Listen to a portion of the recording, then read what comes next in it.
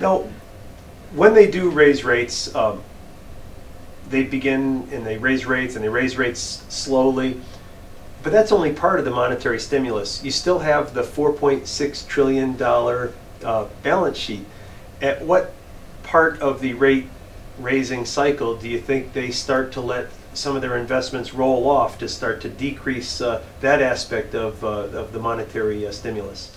I actually think they'll make that decision simultaneously with the rate rise decision, because once the Fed starts to raise rates, that's actually a cost to them, because they're going to pay interest on excess reserves at that new higher rate.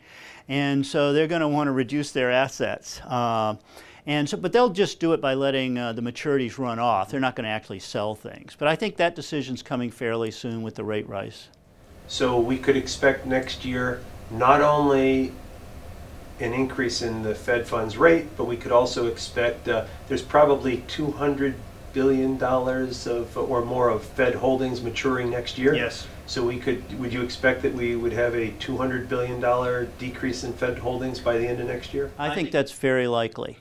And I don't think the markets will notice. Most of the accumulation of the assets didn't cause too much of a decline in rates, except during that part around 2012 when they were doing the maturity extension program, when they were buying a lot more of 10 years or longer. Operation Twist.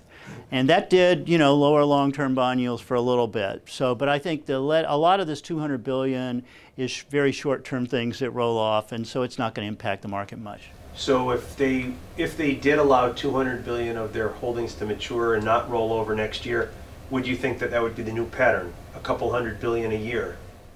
I think that's what their plan is, that it's going to take 20 years to shrink this balance sheet back to where it was, because they're just going to let it roll off. Do you think they'll ever get back to a balance sheet under $1 trillion?